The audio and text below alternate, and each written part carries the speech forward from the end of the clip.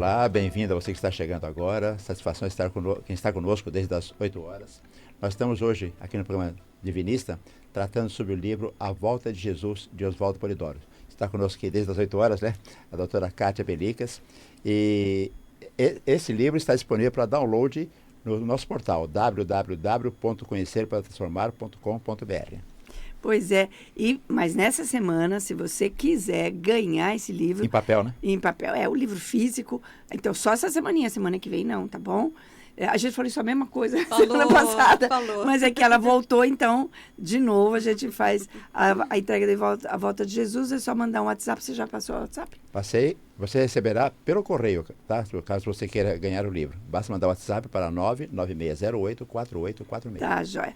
Nós terminamos o outro bloco, a Kátia falando sobre os grandes vultos que chegaram aqui no planeta, encarnaram no planeta, trazendo as verdades divinas. Quer continuar daí, Kátia? Vamos continuar. Então, nós temos livros sagrados, né, para consulta. Então, desde as mais remotas épocas, Bhagavad Gita, a gente teve o Hermes, Pitágoras, eu tinha citado alguns deles. E aí a gente vai ter, na verdade, um momento que vem Jesus, né? Então, quando Jesus encarna, ele que foi prometido 3.600 anos, né, antes, pelo profetismo, então, esse contato com o plano espiritual já acontecia, a gente tem que, com Jesus, floresce toda a grandiosidade do exemplo da lei, né?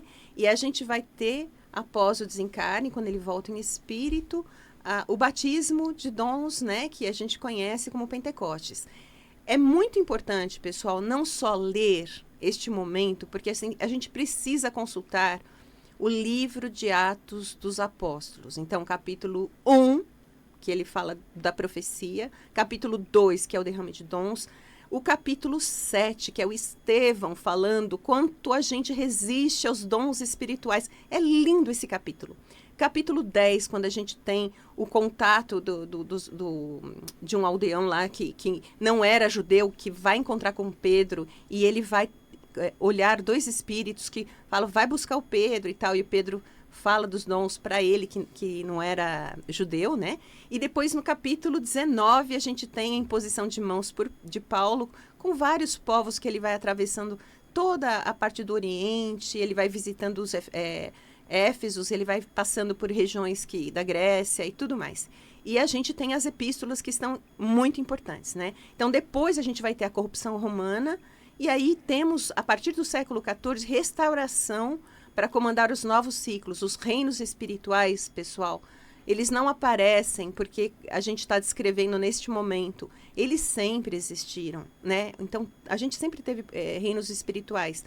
E a gente vai ter personagens e obras citadas, né?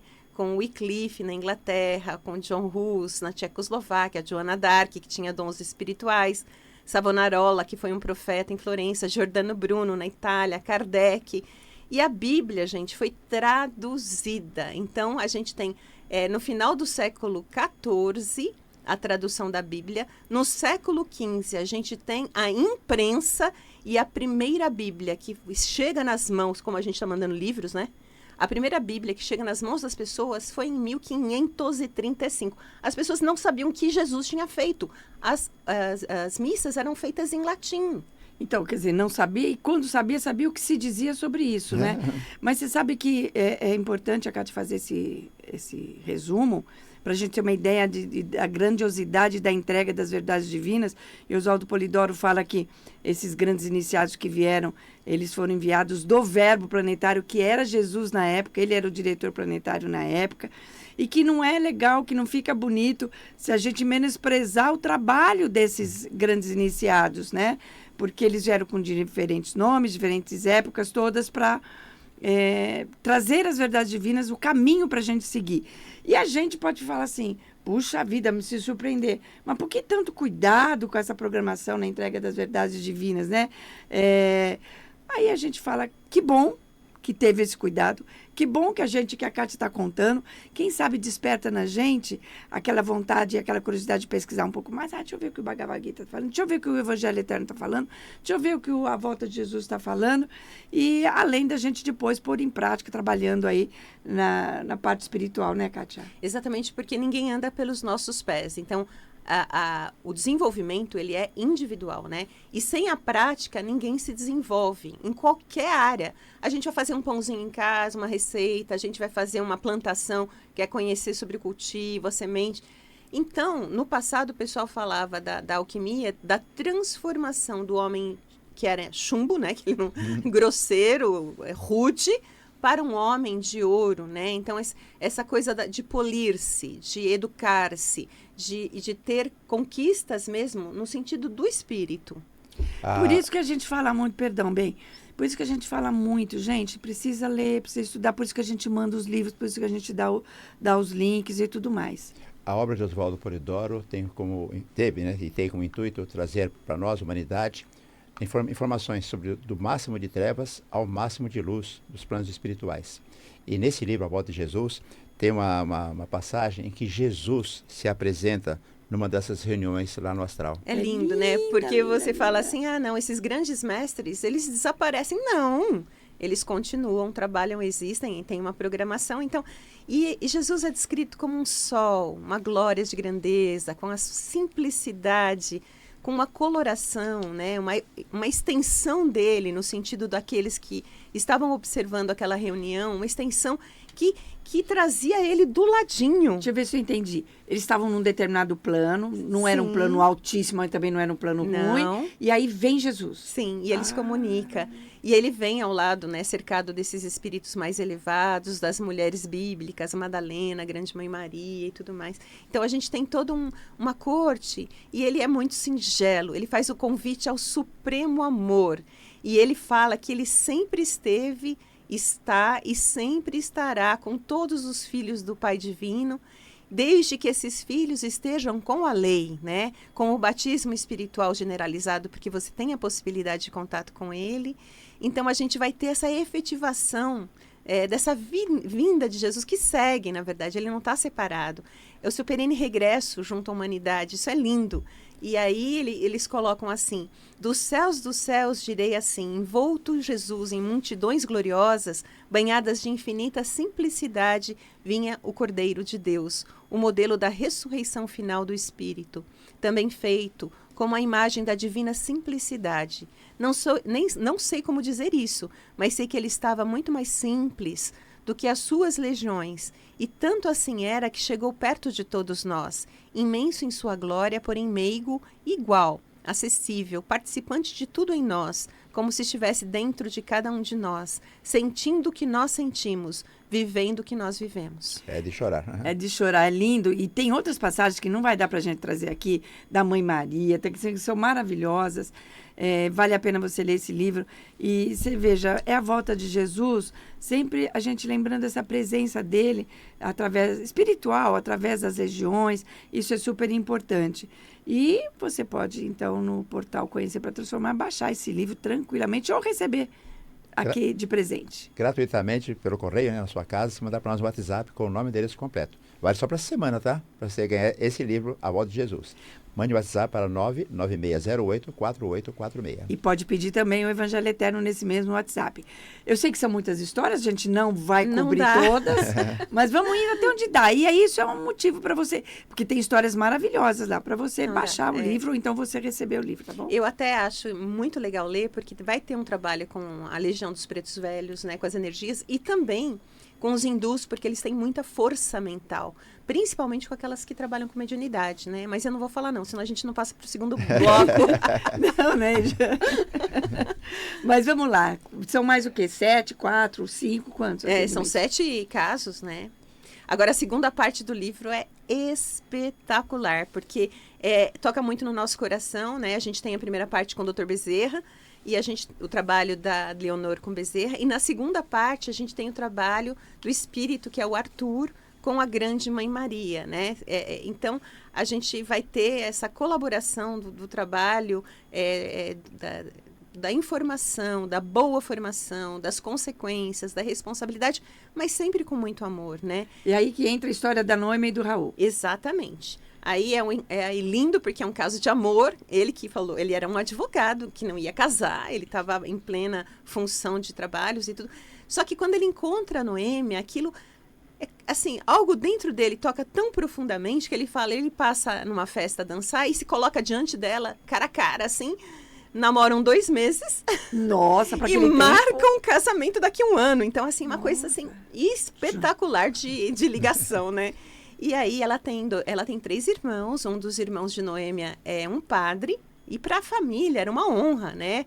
Que tivesse alguém da igreja, que fizesse as orações, que fosse testemunha de tudo isso. Só que esse irmão passa um tempo, né, da história, ele desencarna, e uma lavadeira que morava na região, cuidava de várias casas, vê o espírito do padre, né, indo da capela para o cemitério e tal, e fala para a família. Só que a família fica desesperada. Como assim? Ele que... padre, um bom... Exatamente. Eles expulsam ela de casa, falaram que nem que se abatesse a porta, ela era muito pobre, tinha filhos e era viúva. Nem que ela pedisse esmola, eles não iam dar esmola. Mas... a família ficou com a pulga atrás da orelha. E aí... Mesmo não acreditando na lavadeira, vamos ver das duas, vamos ver o que está acontecendo. Né, aí, o que eles fazem? Pagam muitas e pagam várias missas. Né? Então, é isso que acontece. É assim, não acredito, mas por via das dúvidas, eu vou pagar as missas, né? Para ajudar lá o padre. Gente, você tinha falado um pouco antes que o livro fala que a dificuldade maior do que as bebidas, do que vencer o vício de bebida, de fumo e tal, é o dos comodismos, né? Que é isso daí, né? Eu acredito, olha, eu acho que tem espírito, eu acho que tem a vida espiritual, mas eu vou ficar aqui no que eu sempre tive de família, porque é muito difícil romper com as tradições, né, Kátia? É duro, porque você fica no comodismo e na desconfiança que, assim, ninguém morre. Todo mundo sabe disso, né? Ninguém morre. Continua em algum lugar. E aí, o que vai acontecer? O que vale no final das contas? Então, esse comodismo, ele é que nem vício. A gente precisa cortar, né? A gente precisa ir atrás do conhecimento, aprender um pouco mais, trabalhar a favor da nossa própria encarnação, daqueles que estão seguindo com a gente, os filhos, netos, sobrinhos, e tantos outros, a gente precisa atuar. E daí, o que acontece com o Raul e a Noemi? Aí o Arthur... Não é Raul, gente, é Arthur. O Arthur desencarna. Olha, isso é uma corrupção literária, tá? Estamos trocando os personagens. O Arthur desencarna, ele é recolhido, e quem que recolhe é um professor do ginásio. Você fala assim, eu tive aula com fulano de tal. Foi ele que... O Silvestre, ele encontra, ele acompanha todo o cortejo dele após a morte, né? Ele sofre um pouquinho porque ele vê a viúva Noêmia chorando muito, ele vê que muita gente faz elogios até descabidos. Mas ele era um profissional que lidava com causas nobres, ele cuidou de muita gente, pessoas até muito humildes, e ele desencarna e vai para um plano descansar na relva, onde tem muitas plantas e tudo mais. Quando ele desperta, não é exatamente nesse momento, mas primeiro ele é recebido por um rapaz que orienta e que ele tinha ajudado como advogado. Depois ele dorme, ele vai para uma sede da região e ele tem um encontro surpreendente que é nada mais, nada menos que o anjo de guarda. Olha, o anjo de guarda dele. O anjo de guarda, é lindo. Fofo, é assim, lindo. Ó, que fofo. É lindo. Fala. Pode falar, Jorge. Eu acho legal que nessa passagem também ele fala da questão dos céus espirituais. Sim. É importante, a gente disponibiliza o livro no nosso portal, www.conhecerparatransformar.com.br, e a semana mandamos pelo correio, porque é importante a gente dar a informação. Por exemplo, são 7 céus espirituais, né? Exatamente, são 7 céus, assim. Só falar, o anjo de guarda, você pode ser anjo de guarda dele. Eles tinham sido um do outro em outras encarnações, tá? Olha! Não é uma coisa que... Assim, que especialíssima. É super especial, mas ele tem que ter uma boa sintonia e conhecimento. A gente tem 7 céus. Por que a gente tem que saber que tem 7 céus? 34 mil subfaixas, né? Eu acho que o número em si, para nós, ele não é tão importante quanto saber por que existem faixas espirituais. Por quê? Porque a gente tem um peso específico. De acordo com o que você sabe, aprende, você registra dentro de você.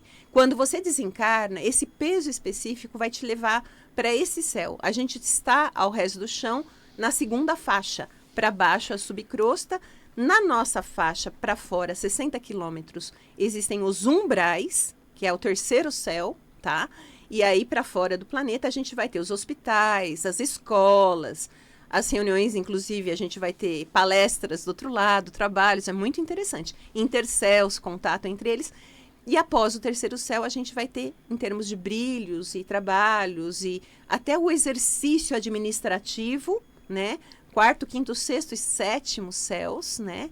E até o oitavo, que é o grau entre mundos, que é o dos Cristos. Dos Cristos. Então, não há salto na nossa evolução. Quando a gente desencarna exatamente como a gente é.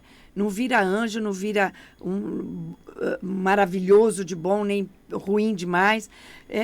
E lá é o seguinte, há planos ou céus para todos os níveis. A Kátia falou uma coisa muito bem. Se é 7, se é 6, se é 0, isso não é muito importante, mas cada nívelzinho de vibração que a gente tem um céuzinho para a gente. Tem aqueles céus que tem gente que vai precisar curar, porque desencarna com problema de lesão no perispírito, então precisa de médico e tudo mais. E tem chefias e tem tudo mais. Super oportunidade de trabalho, né? Mas encarnado ou desencarnado em qualquer plano espiritual, primeiro, segundo, terceiro, sétimo céu, há sempre oportunidade de trabalho, né? Para quê? Para que a gente vá evoluindo e um dia atingir a sintonia plena com o princípio criador, a quem chamamos de Deus. Vamos voltar para a história? Sim. Fala do cunhado do Arthur. A gente vai falar rapidamente ele quer encontrar o cunhado, claro, né? O padre, onde que ele foi parar. E eles têm um cuidado, uma sutileza de não ficar apontando os dedos do outro lado, né? Então, ele vai encontrar após alguns meses numa palestra que vai ter nessa região. Então, eles têm aulas. Existe um prédio que é enorme, que nem o Repolho, com mais de 30 salas de projeção dentro desse prédio. Quando eles têm palestras, eles conseguem ver todas as estruturas da Terra, as faixas, os bichos, os animais, os chakras e tudo mais. Lembrar que Deus, então, é a essência divina e não depende de locais e tempos, que ele emana tudo, sustenta e determina. E que o fator de ligação é a sintonia individual, como a gente tinha falado. A Lenira comentou dos hospitais, que pessoas adoecem. Mas o Arthur comenta, e eu lembrei agora, assim, para aquela faixa, ele tem que ter um mínimo para ele estar ali. Aí ele trata depois alguma coisa de doença. Então, ele tem que ter um mínimo de bondade, de boas práticas, para chegar lá. E aí, se ele tem algum problema familiar, alguma saúde, alguma coisa, aí ele vai, né? E aí ele vai tendo a palestra sobre esse tema de Deus, emanação, movimento, imortalidade, evolução, responsabilidade, reencarnação. Então, em todos os momentos ele vai tendo habitação, tal, e a importância do amai-vos uns aos outros, em resumo. Você sabe que tem uma coisa interessante, ele pegava causas nobres, e está escrito lá, ele se negava a pegar causas repugnantes. Exatamente. Eu me lembro disso. Não é todo caso que ele pegava, não, né? Tudo bem, é uma escolha dele. Agora, é interessante porque sempre, Lenira, mas vocês voltam sempre na mesma coisa. Não transgredir a lei, os 10 mandamentos, que é para não errar com o próximo, né? Não vou matar, não vou roubar nada. E fazer aquele bem que eu posso, né? E esse bem que eu posso, esse amai-vos uns aos outros de Jesus, não era só para aquela época. Não. Não era só para aquela época, nem para aquele povo. É para a eternidade, porque é até a gente se reintegrar inteiro como humanidade na consciência divina, com o princípio sagrado, né, Kátia? Exatamente. E aí a gente vai vendo diferentes situações, porque você fala assim, o cara trabalhou como advogado, o outro foi cientista, o outro foi um biólogo, o outro foi dona de casa, lavadeira. E aí tem uma situação de um cientista que ele era muito meticuloso de pesquisar, assim como a gente tem quem pesquise, saúde, doença, vacina e tal, só que ele dissecava bichinhos. Então, ele cortava lá, no começo era uma coisa só da ciência, mas ele começou a ter um certo prazer nisso. Exatamente, Kátia, eu ia comentar isso eu ia comentar isso, porque às vezes precisa para evoluir, exato. Mas ele tinha prazer, não anestesiava, né? Não. E aí é que deu problema, não foi? E aí ele se encarna com muitas cãibras, né? Porque eram sapinhos, eram coelhinhos, vários tipos de tartaruga, cachorro, gatinho, tudo, imagina, né? E quando ele começa a ter essas dores, ele é tratado com energias no plano espiritual, né? Em posições de mãos e tudo mais. E ele tem a oportunidade, depois de muito tempo, que ele não aguenta de nadar, ele fala que vai morrer. Ele tá morto, mas vai morrer. Aí o Solano, que é o anjo de guarda, falava assim, mas você já morreu, eu já repeti isso 1000 vezes, né? E eles fazem uma projeção para que ele veja o que os bichos estavam passando primeiro e depois como eles se sentiam ao desencarnar. Porque desencarnar para os bichinhos era um alívio. E aí ele cai em si, depende do que ele tinha feito, né? Nossa, eu lembrei agora de uma passagem do mestre Oswaldo Polidoro, que tinha um bichinho lá, alguém pisou no bichinho lá e falou, não deixe sofrer. Olha, termina de matar para encarnar de novo rapidamente, né? E depois, e o Arthur e a Noema, ainda, porque ele já desencarnou, mas ela ainda não. Ela vai desencarnar? Não, ela não desencarnou. Mas né, porque assim, o cunhado dele tinha sido orientado no centro da lavadeira. Lembra aquela que foi mandada embora? Sim. Então, a Noêmia, enquanto esteve encarnada, ela ajudou essa senhora com as crianças e tudo mais. E começou a participar das sessões. Só que ele não encontra, nesse momento, ele encontra quando a Noêmia vai desencarnar. Então, e aí é tão bonito, porque ele é convocado para a reunião administrativa, lá onde ele está. E nesse momento, eles falam, você vai ajudar a tirar a Noêmia da encarnação. E aí, ele fica primeiro, assim, aflito um pouco, angustiado um pouco. Quando ele descobre que ele vai ser auxiliado, ele não vai sozinho. Aí, mas tudo bem. Quem que ele vai ser auxiliado? Pela Grande Mãe Maria. Nossa. Nossa Senhora, só a Grande Mãe Maria, né? Muito legal. E depois? Então, é um momento muito maravilhoso, porque ele vai perceber que a esposa que estava ali na carne, que era uma pessoa boníssima, fazia o bem e tal, conversavam bastante com ele, tinha um tamanho espiritual maior do que ele imaginou. E aí, ele vai ter contato com a Grande Mãe Maria, ele quer ajoelhar-se, porque ela é luz, amor, carinho, abraça, chega perto, tudo mais, conversa com ele, filho, nós vamos estar juntos. E aí ela fala para ele, não se ajoelhe, porque toda a parte de idolatria, toda a parte de achar que o outro é muito maior que você, afasta.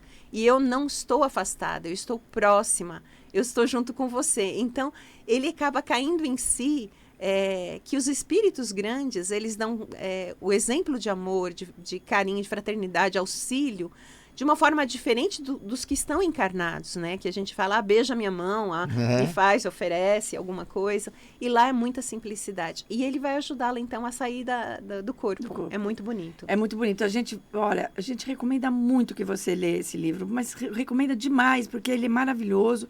Então, é só mandar um WhatsApp aí pra gente no 996084846. Perfeito. Que eu decorei. E eu vou passar pra Kátia para a mensagem final dela, porque a gente já está terminando o nosso programa. Lembrar que assim, a gente não consegue estar de encontro uns com os outros, assim, ao acaso. Existe uma enorme programação, né? E esse aprendizado sobre o que trata esse livro, né? Que é o contato espiritual, o desenvolvimento de cada um, a possibilidade de uns ajudar os outros.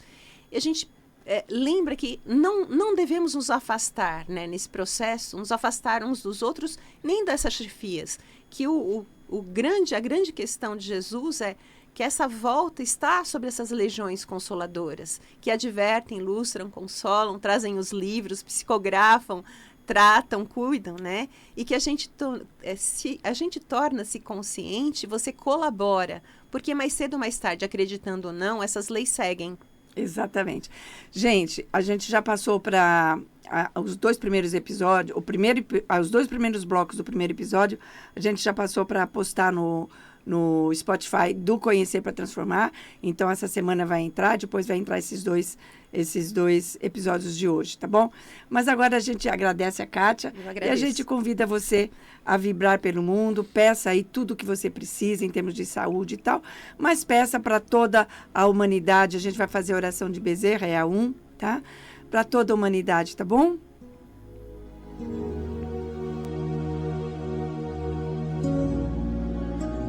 Oração a Bezerra de Menezes. Nós te rogamos, Pai de infinita bondade e justiça, as graças de Jesus Cristo através de Bezerra de Menezes e suas legiões de companheiros. Que eles nos assistam, Senhor, consolando os aflitos, curando aqueles que se tornem merecedores, confortando aqueles que tiverem suas provas e expiações a passar, esclarecendo aos que desejarem conhecer a verdade e assistindo a todos quantos apelam ao teu infinito amor. Jesus, divino portador da graça e da verdade, estende tuas mãos dadivosas em socorro daqueles que te reconhecem o despenseiro fiel e prudente. Faze o divino modelo, através de tuas legiões consoladoras, de teus santos espíritos, a fim de que a fé se eleve, a esperança aumente, a bondade se expanda e o amor triunfe sobre todas as coisas. Bezerra de Menezes, apóstolo do bem e da paz, amigo dos humildes e dos enfermos, movimenta as tuas falanges amigas em benefício daqueles que sofrem, sejam males físicos ou espirituais. Santos Espíritos dignos obreiros do Senhor, derramai as graças e as curas sobre a humanidade sofredora, a fim de que as criaturas se tornem amigas da paz e do conhecimento, da harmonia e do perdão, semeando pelo mundo os divinos exemplos de Jesus Cristo. Jorge, recadinho final? Procure um local de oração bem cristão, onde se pratique os dons mediúnicos e vá orar pelos outros, no meio dos outros, no mínimo, uma vez por semana. Viva os 10 mandamentos no seu dia a dia. Mantenha esse estado de oração, que é fazer o bem ao próximo. A gente se encontra aqui na próxima semana, às 8 da manhã, Rádio Vibe Mundial. Fique com Deus. Tenha um bom domingo e uma ótima semana. Fique com Deus. Gratidão, até mais.